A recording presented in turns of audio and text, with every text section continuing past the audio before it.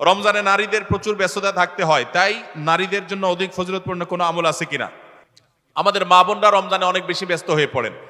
মা বোনরা রমজানে বেশি ব্যস্ত হয়ে পড়েন, সেজন্য তাদের ব্যস্ততা কমিয়ে আমল এবং ইবাদতের সুযোগ করে দেওয়ার দায়িত্ব আমাদের পুরুষদের।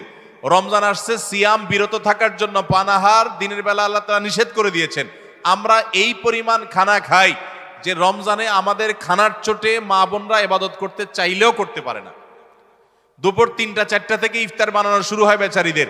আমরা মাগরিবের সময় খাই, মাগরিবের পরেও তাদের কাজ করা লাগে।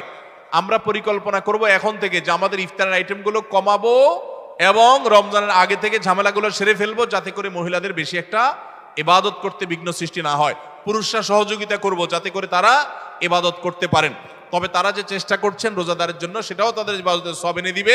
সেই সাথে কাজের ফাঁকেও তারা জিকির আজকার, দোয়া দুরূদ করতে পারেন, মাসিক অবস্থায় ইসলামিক বই পড়তে পারেন, জিকির করতে পারেন, দোয়া করতে পারেন। এভাবে তারাও রমজান মাসটাকে ফলপ্রসূ করতে পারেন। আল্লাহ তাআলা তাদেরকেও সওয়াব দিবেন ইনশাআল্লাহ।